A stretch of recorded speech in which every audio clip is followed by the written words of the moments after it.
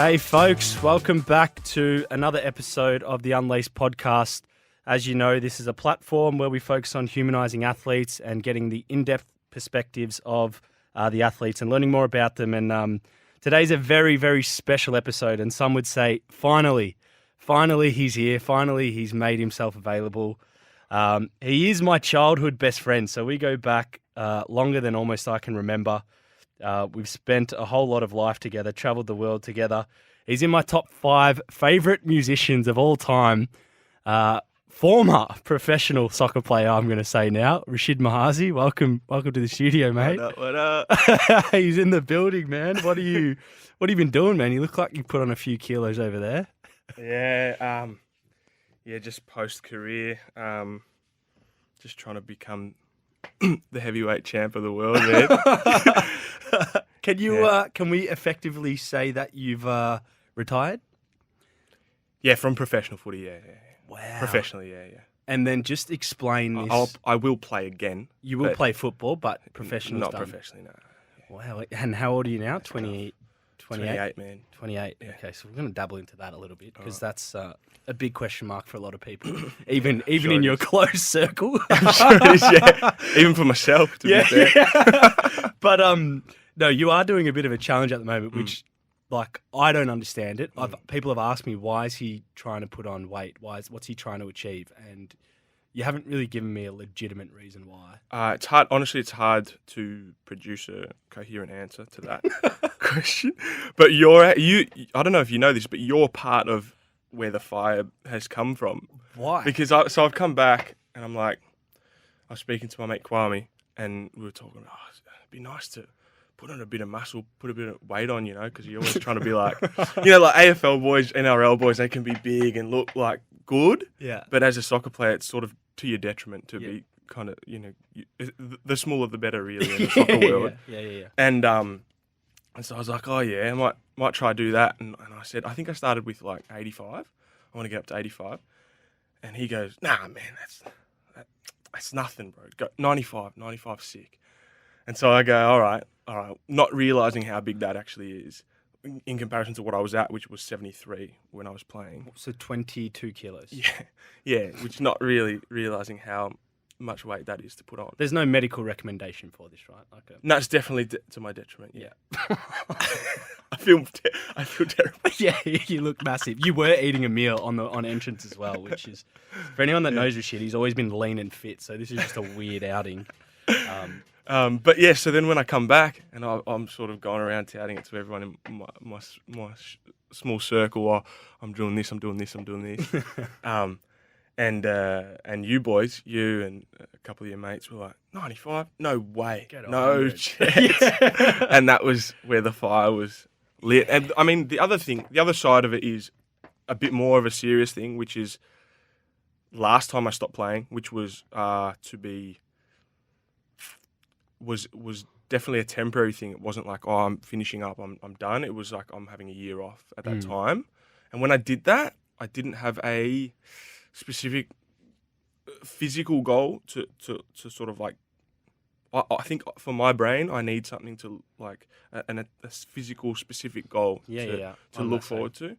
Otherwise, I just sort of go off the rails and party too much. And, this is interesting because I'm the exact same, like very goal orientated, and like whatever I do through the week, it needs to be for a reason, like to an end point. And with soccer, with any sport, training a week is for a game.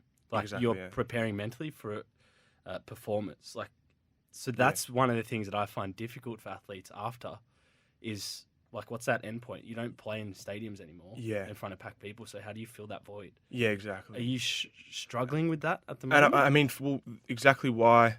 I guess I had that learning curve of the first time that I did it, and it went terribly wrong. What was that? Yeah, like you said, it's real specific. You know what you're looking forward to, what you're training for, exactly what you're doing. And then you come out of your career and you make some lofty goal like, I'm going to try to stay fit. But what does that mean, Yeah.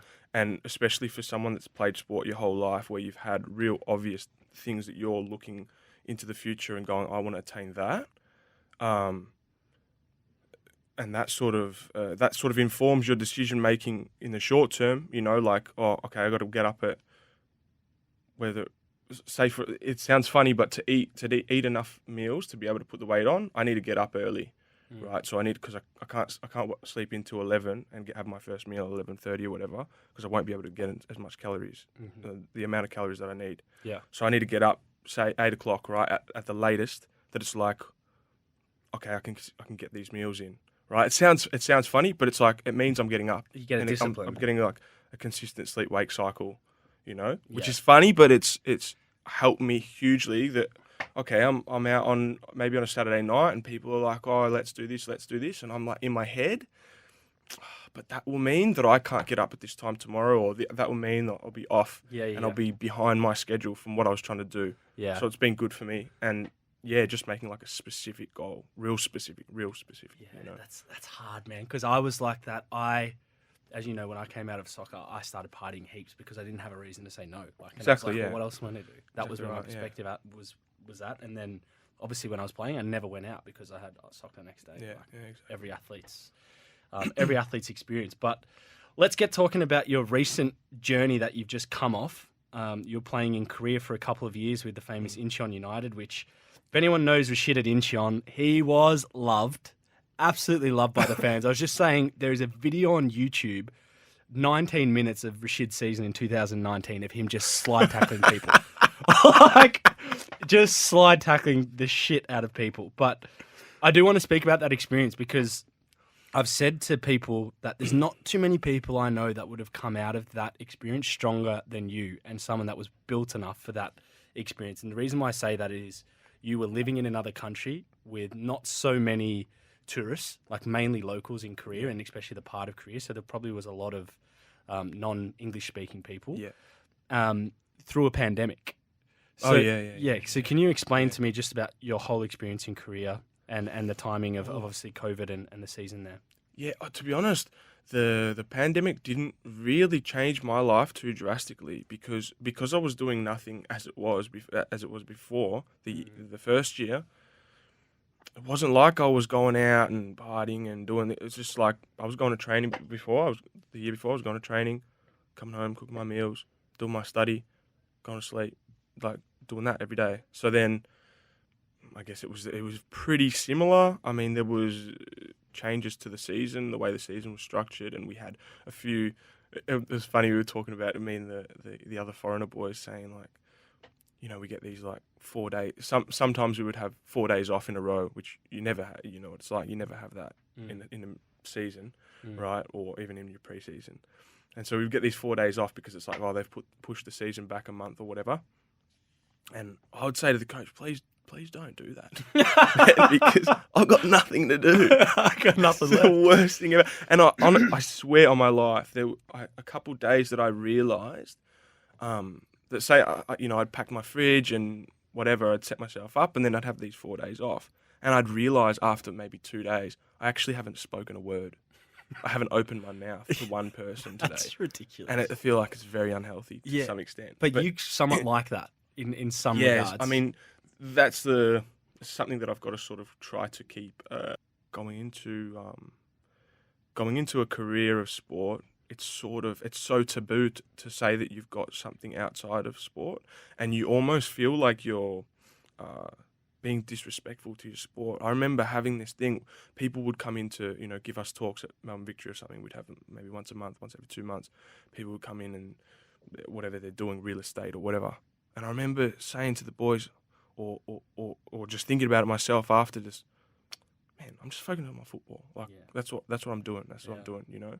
But it's also, and we've spoke about this, that I actually think it's in a weird way better for your football to have something outside. And for me, when I started studying, that was so good because, okay, you come home after playing a bad game or having a bad training session or something, and if you care about what you're doing or whatever, and it's like, oh, I'm so shit, whatever, you're having these thoughts, these negative thoughts. And if your whole world is just the football, then you're going to go sit there and you think about that the whole night or the whole day or whatever. And people talk about this when they have a family, maybe they have a kid or something. They talk about they go home, they've got a different purpose, so they can switch off. And for me, doing the having other interests outside, whether it be my music or psych stuff, he's like, yeah, I go home, but okay, I had a bad game or I had a bad training session, but shit, I got to get this assignment done. So just automatically you just switch off, and Yeah. it actually helps your sport, which is a weird thing because you hear these people like Roy Keane and Yeah. Carragher and talk. Just Focus on your football. focus on your football, man. Forget Colden. Yeah, but I think it's wrong, and I think it's old fashioned. Honestly, in my honest opinion. What was the standard of football like in Korea in comparison to the A League, where you obviously had a lot more experience of? Yeah, such different football, like so different football. It's hard to say the standard. I mean, I think the top 4-5 teams probably quite a bit above the A League, I'd say. Just in terms of what, like the quality across the park or the imports, or So, well, yeah. I mean, I think we've had better imports here. we have great imports. Yeah, I think so. But the Koreans, man, they're just technically perfect. Like they don't take a bad touch. They can play with both feet, all of them. They can play long, they can play short, everything.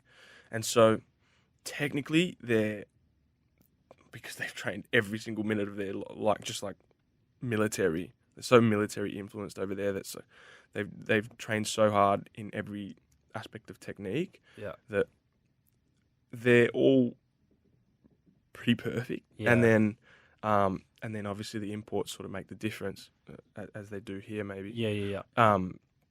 But I'd say like there's we used to speak about it quite a bit, but through the cultural influence of the way that in Korea there's such high value placed on respect and the respect of elders or people higher in the hierarchy than you and whatever. So you look to the coach and the coach tells you to do something, say for example. Yeah. And I remember one of the biggest lessons for me when I was at Victory was I was doing something. We were playing a game, I think a friendly or something, and Muskie had told me to do something, and I was doing it and it wasn't working, and I remember Fahid Ben Kalfa cracking it at me and going, like, bro, I know he told you that, but fuck, you have to make your own decision when you're on the field. You know what's best on the field. You make your own decision, and that was like a big lesson for me. And then over there, you see it much more. It's much more salient that the coaches told them to do something, or their coaches through their life have told them to do something, and they've stuck to that. Very regimented. Yeah, very, very regimented. So I think the creative thought, the ability to change when something's not working in a game, to go, okay, boys, this is not working. Let's do this. Is better here. But in terms of just technically, they're miles above. Yeah. Miles above. One thing you mentioned when you were there as well, I remember you saying, and I remember you saying, obviously, that the league was very orientated around like fitness too. Like it was a very strong league from a fitness point of view, which is probably why you settled in so well. But also the training aspect, you were like training a lot. Yeah, I mean the first 6 months I was there, we had a coach that apparently I realised that was not typical Korean coach.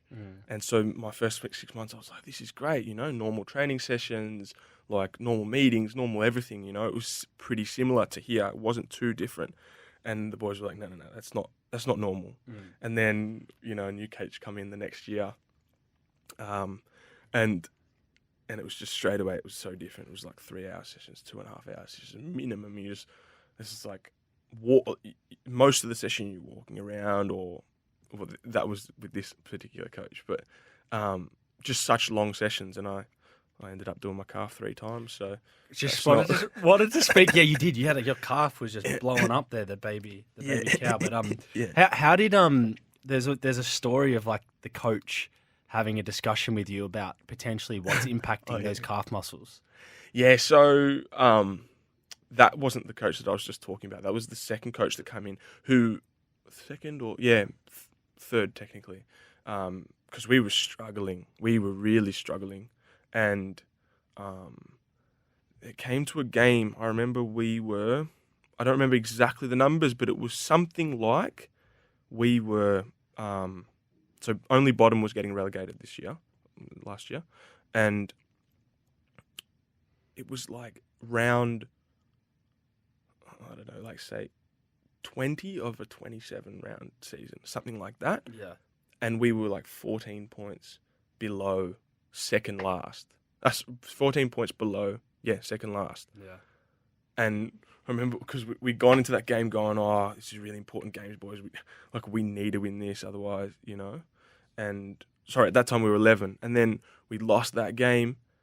And I remember sort of people looking around the change room like, oh, like that's it. You can't come back from that. There's too many points.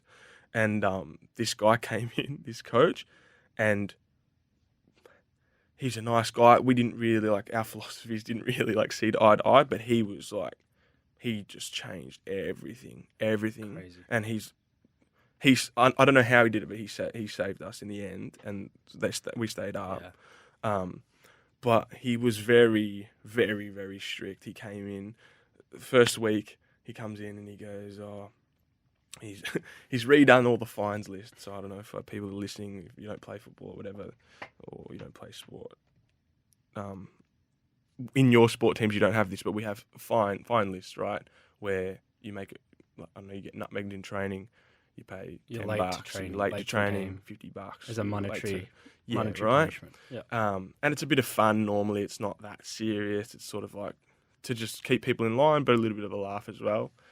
And this guy comes in and he just goes, oh, I've redone this fine list. And basically it's like, for example, things that were on there was if you're walking and you're on your phone, $1,000 fine. If you're Right. if you're seen outside your house after 10 p.m., $20,000 fine. What? So, if you show a bad attitude at training, $10,000 fine. Just insane stuff. Please tell me this is contested. Well, there you go. So most of the boys just went and signed it, and us, the foreigners in the team, were like, "There's no way in the world we're signing that." So we had a separate meeting with him. He's like, "Why don't you want to sign it?" And we're like, "Is that even a question? Why are you even asking that? Why wouldn't you sign it?" Anyway, so there's this whole thing. Typically, though, fines are built by the players for the players from an inner sanctum to have discipline. But also that the monetary, there's a kitty, that money goes back into the players for team bonding or experiences. Yes, so that's not the way it works over there. A coach to dabble in that is a dangerous strategy, boss. Yeah. So that was the first week, and I was like, oh, this is going to be difficult for me, And anyway, so then, but we actually we were all right. We had a good relationship. He was a good guy and he good coach. Yeah. And then. But I'd done my calf. I can't remember exactly, but I had done that was my third calf that I'd done. In the space of a season? Or? Yeah, in the space of a season. Wow. And he'd come in and he knew that... No, so he had come in, I just came back and I played one game and then I redid it. And that was the first game that he came. And he come up to me and said, I like it, I want you to stay on next year. I really like what you're doing, blah, blah, blah, all this. When he comes to talk to you in these countries, because I'm assuming, can he speak English? Oh, sorry, no, this is through translator. So there's always a kind of a mini man with him. Yeah, so this is through translator. And he goes, I really like what you're doing, blah, blah, blah, through the translator, of course. And he goes, but I hear that, you have an interest, you play your guitar, and you're doing study outside of football. Do you think maybe you can stop this stuff? Because I think this is why you're doing your calf.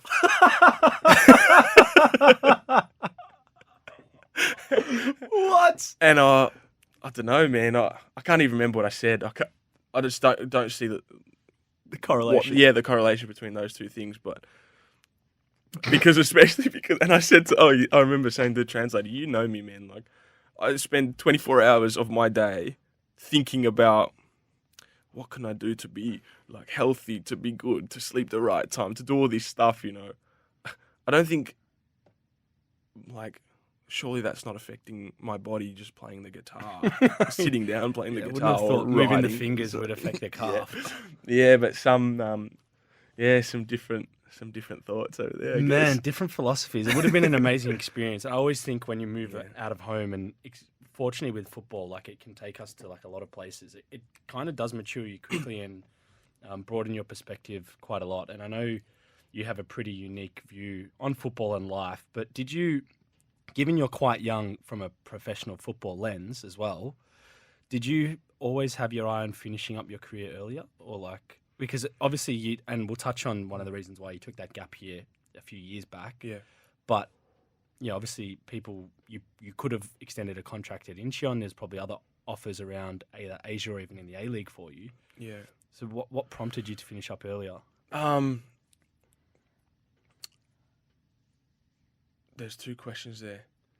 Did I have that Yeah. planned or Planned and Yeah. then... Okay, so in terms of planning it, nah, man, that's why it's such a difficult decision. And it's like where as a kid, I wrote this. I got this thing that I wrote up about it. I haven't put it out yet, but of how you just could never see yourself falling out of love with the game. Like you could just never see that happening. You're so obsessed with it. And yeah, so it was definitely not something that I had thought, especially when I was younger, that would ever happen. And then through the years, it's probably gradually happening. It wasn't like a sudden thing, anything sudden, but it was definitely gradually happening. I think what sort of spawned it on, I guess this past year, I had a lot of anxiety, real bad anxiety.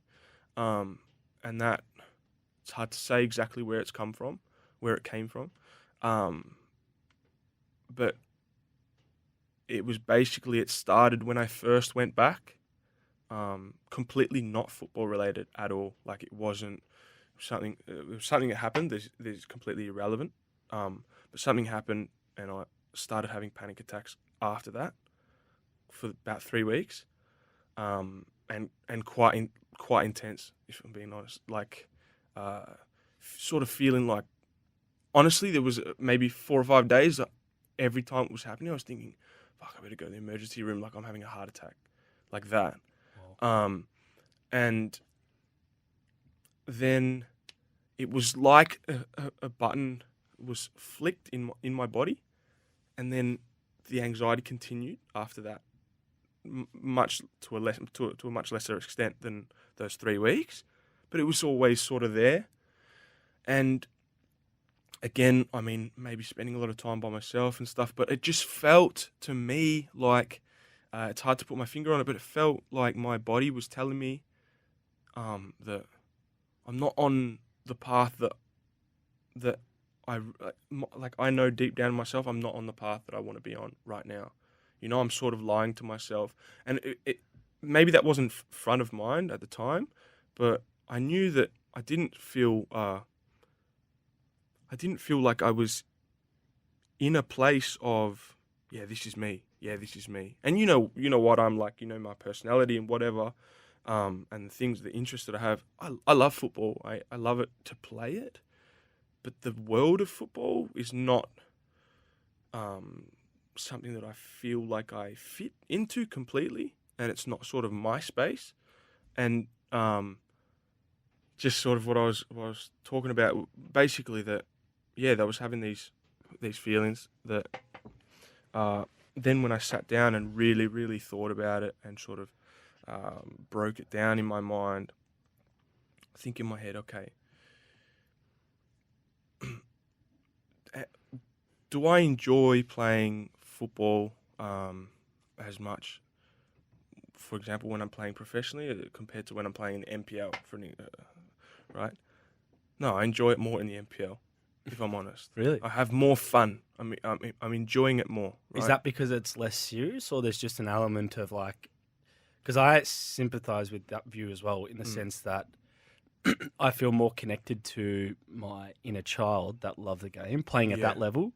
Yeah. As opposed to, not that I didn't enjoy it at the pro level, like because I was competitive, but I didn't choose to have more fun at NPL level. Like I just genuinely do. Yeah. I don't know I can't put my finger on what exactly it is. But then I go, okay, so it's not for the fun aspect. And then the other big thing is, you've got an aspiration to get here, there, or somewhere, right? Some goal in mind. And I could lie to myself and I could impose that on myself that I have this desire and pretend to myself that I have that desire. But the aspiration wasn't there to get to a certain, I was like happy with where I'm at and what I'm doing and and basically then I go, well, what am I here for? I'm here for money. I know.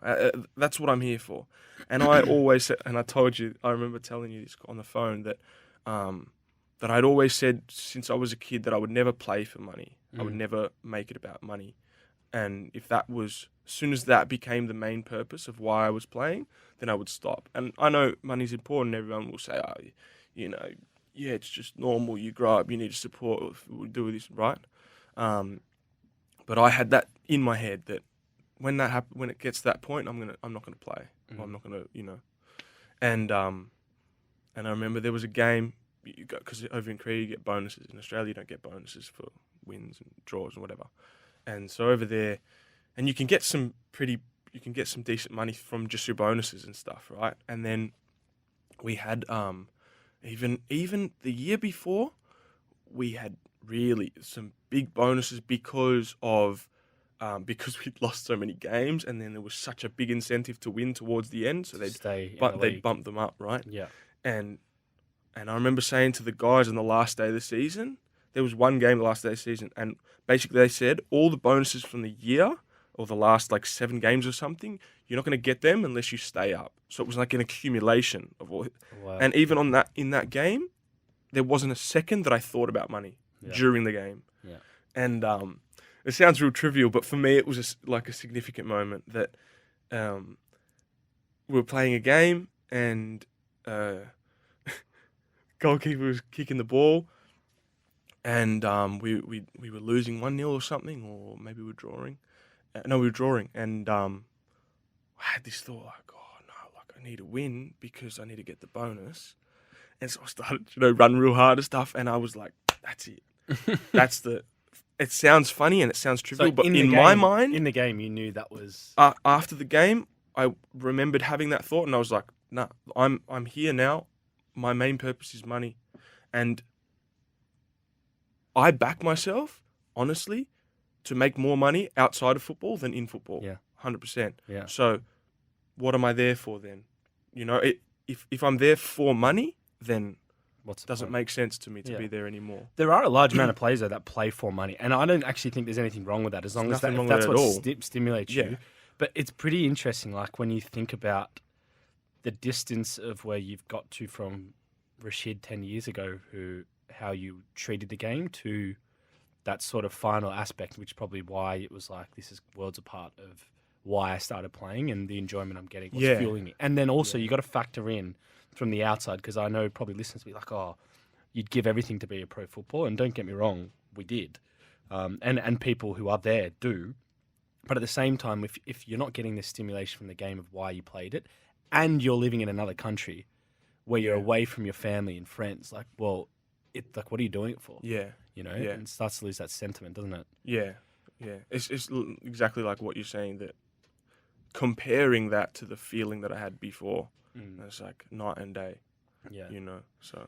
Because you made your mark on the professional football world. I'll never forget when you first got your contract, because I always felt like you didn't have it's funny, we had so different youth careers. Oh, yeah. I ticked every pathway box that this country puts in your place, made every rep team, made every state team, Australian team, and you didn't necessarily in your age group. And then you had to like I said on a podcast, I think with Jamie McLaren, there was a period where if you didn't make the Institute of Sports, either in the VIS or the AAS, most likely the only way you would have a serious pathway to being a pro footballer was to go overseas. Yeah. And you ended up going to Argentina, which is crazy, through one of our mutual coaches that we had as a kid, Daniel Santimer, with the River Plate Academy.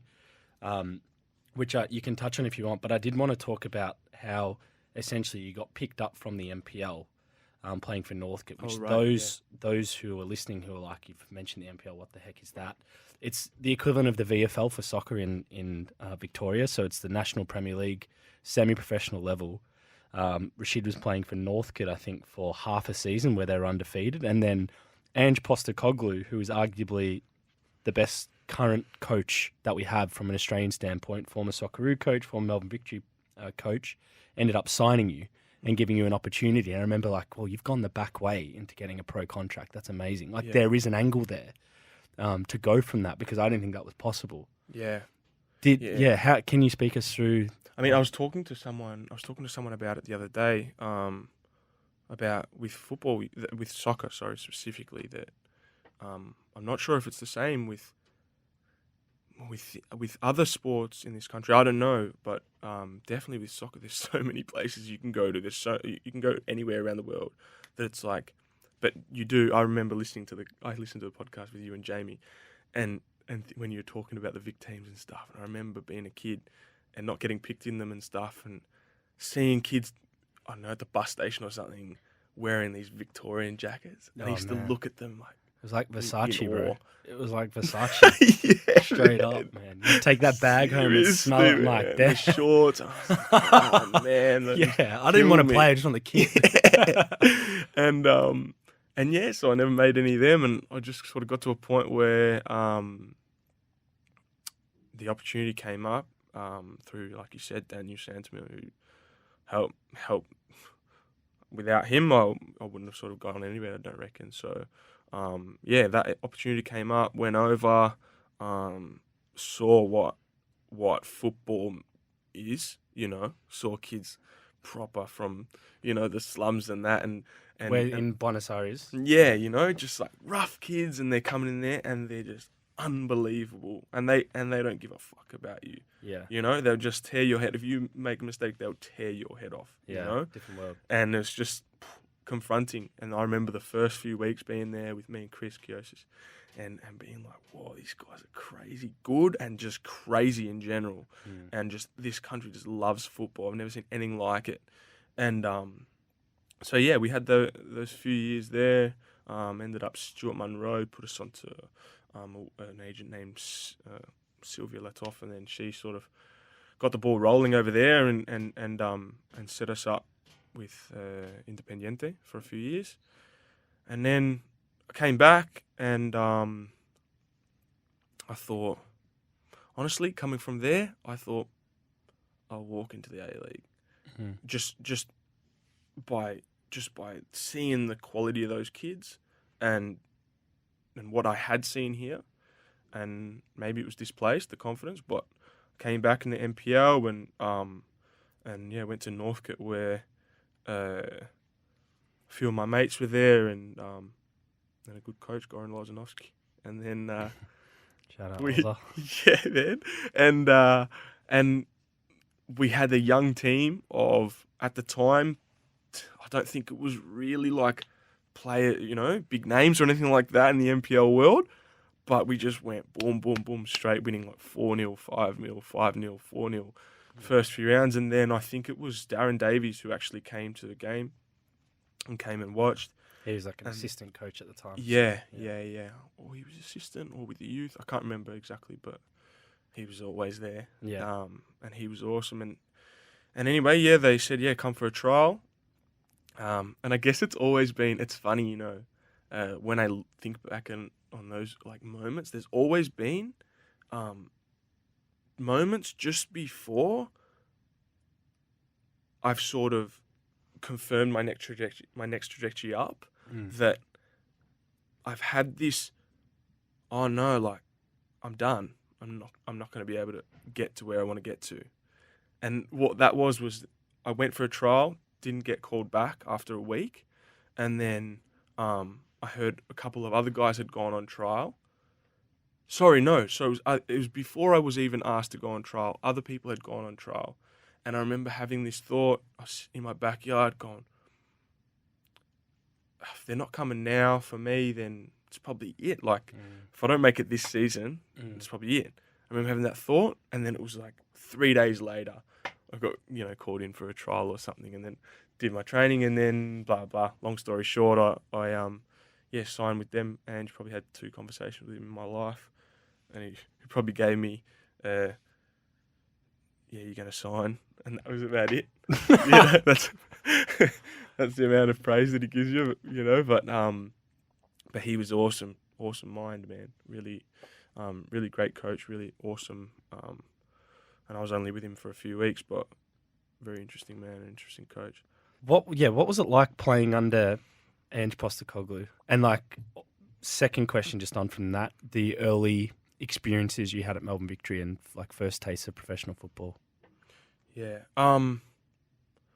Like I said, I was only with Ange for a few weeks, but you could tell he was just a different cat. Just the way he moved, the way he was with people. He's like thinking tactically about the game and stuff. But yeah, I didn't have too much experience with him to sort of comment too much. But then obviously Muskie came in and had pretty decent success in his few years there. And what was it like? The first year, I actually heard Jimmy Jago saying the other day, talking about Archie Thompson. Bro, yeah, I saw that video. Wait, I want to plug that because James Jago, who's playing it, I think the team in Greece, they're called Aris maybe, but they're coming second in the Greek ladder. Like they're flying. I think they're one of the top teams that's in the Champions League. And James Jago was asked the question, "Who's the best footballer you've ever played with?" And he goes, "Like honestly, like not to take the piss, but it's Archie Thompson." Yeah, when I saw that, I thought the rude part about that is that he said a surprising one. Yeah, why is that surprising? Yeah, did you see Archie repost and goes, "Why are you surprised?" Yeah. No, but man, I had the same experience, 100% the same experience of going into Victory. And, like I said, I'd seen players in Argentina thinking, Manuel Lanzini, these players, and thinking, wow, these guys are good, And then going into Victory, and the first week, what happened was, the first week I was there was an Australian Socceroos, it's like a local Socceroos makeup. Okay, yeah. So the international players weren't there. Yeah. So I think, there was a few boys from the team that had gone. I think Connor Payne had gone, Mitch Nichols had gone, Archie had gone. There was a few of them. And so I went into training, and I was just like, holding my own. I thought, it's not much of a big step up. Like, I belong here, easy, no problem.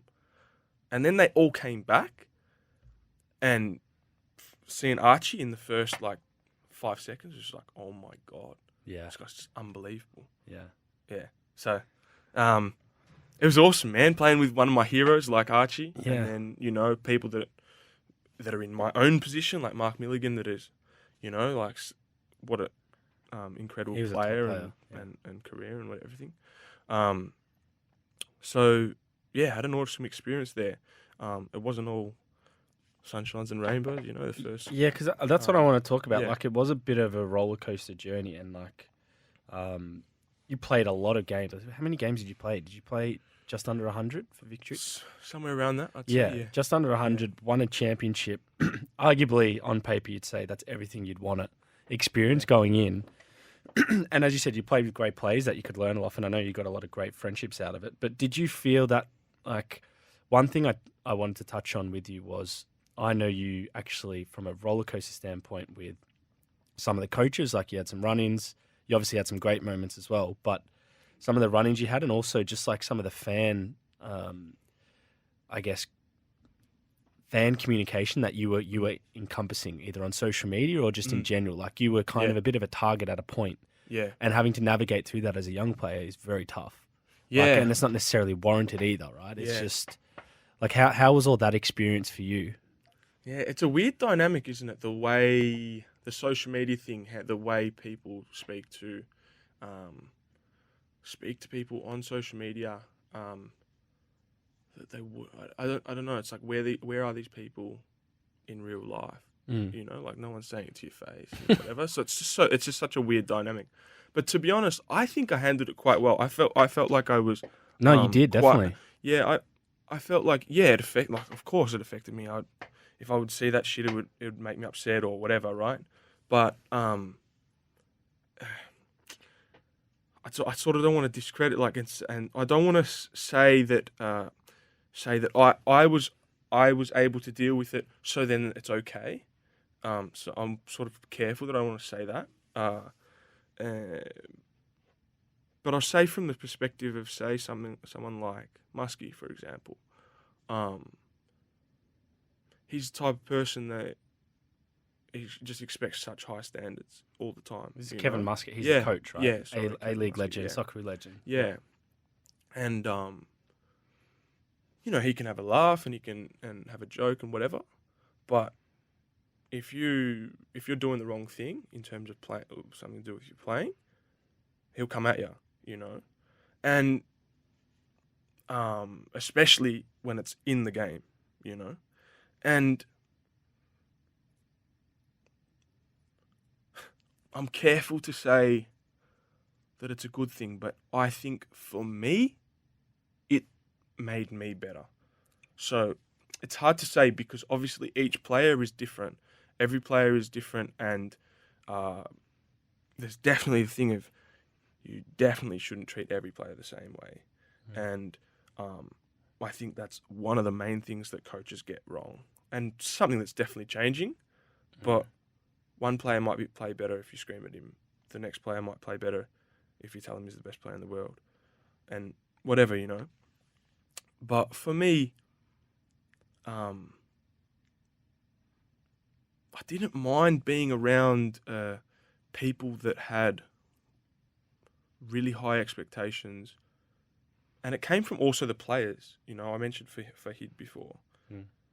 Like he's one of my best mates, but if it was on the ground or in training or something, and I was doing the wrong thing, he would just come at me like hard. And like I said, I didn't mind it, but it's hard to say, is that the most conducive place to living a good life, living a happy, good life, being in the spotlight all the time. You look at these people go, I wish I was Ronaldo, I wish I was Justin Bieber, I wish I was Messi or something like that. And it's like, do you, man? Do you really? Do you look at Messi, like the best player in the world by a country mile, and then he might make one mistake here, or miss a penalty or something like that, and the whole country's on his back, or the whole world's on his back. So, I don't know, it's a weird dynamic, man, but it's a ruthless world, the football world. The soccer world's a ruthless world, and it's not a place for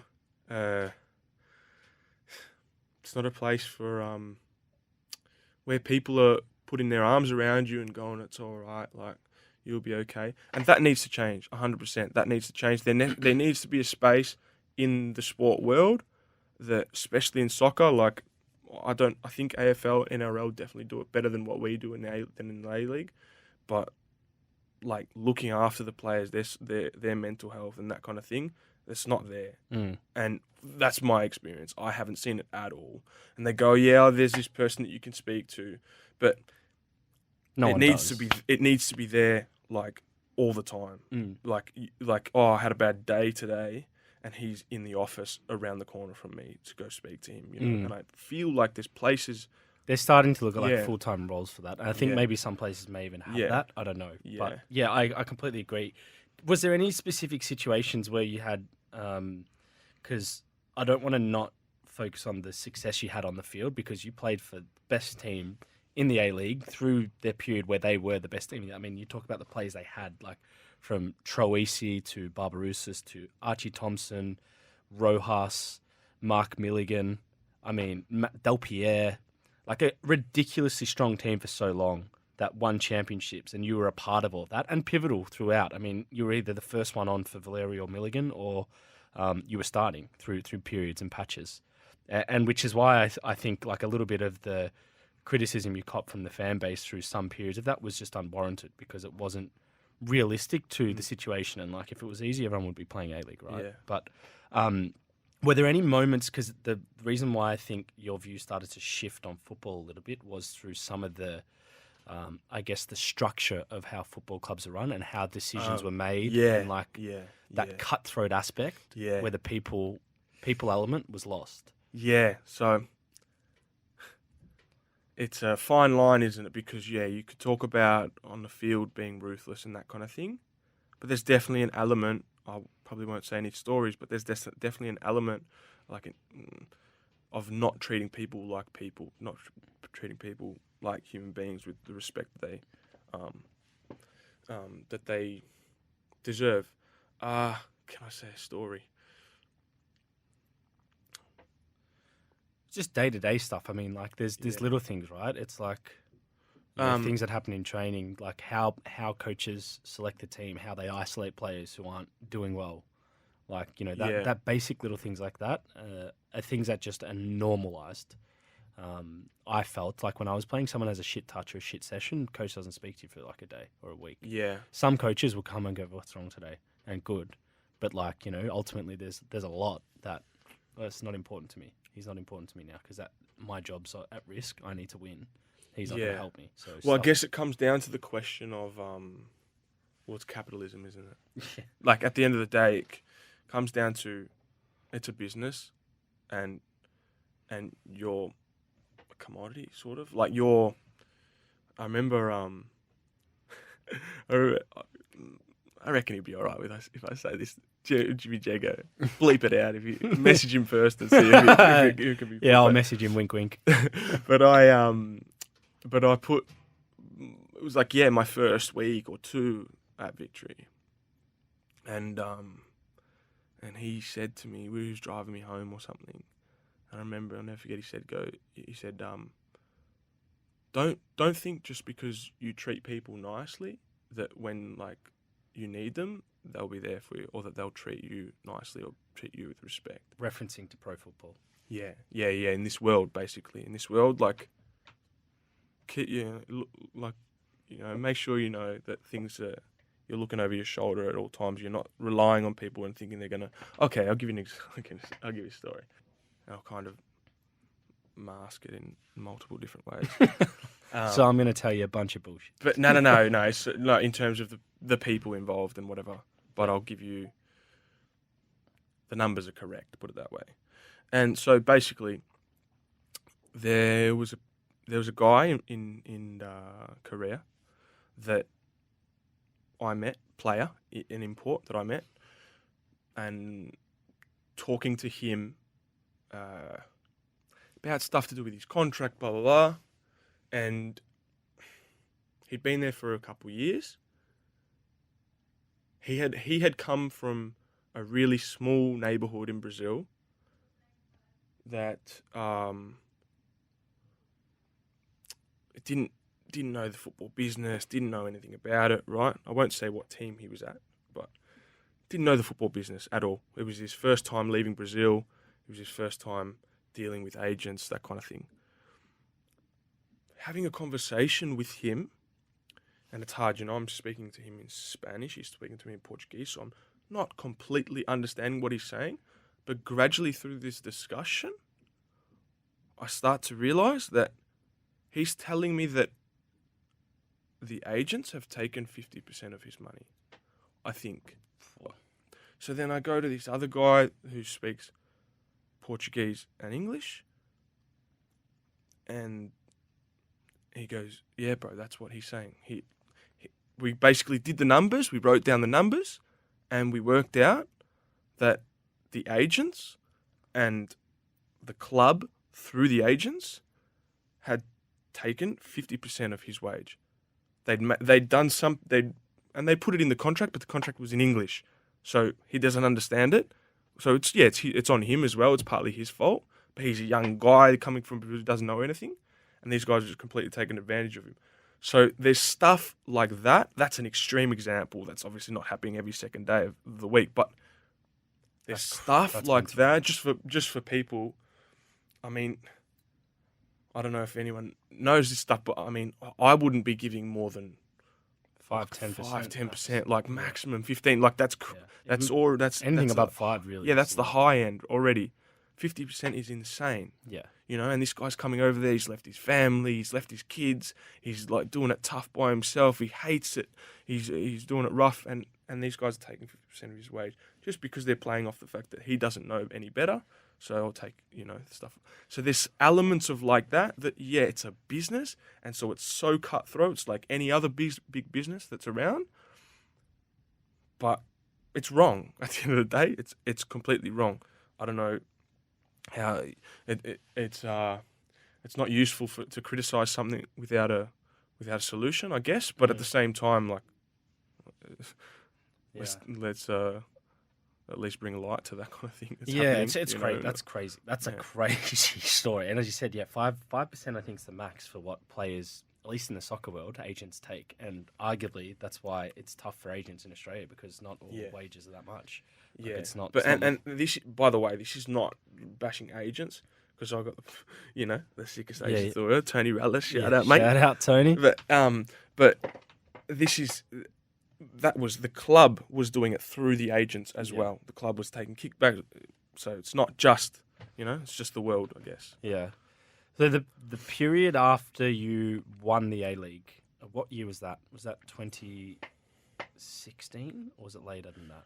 2014-15, I think. 2014-15.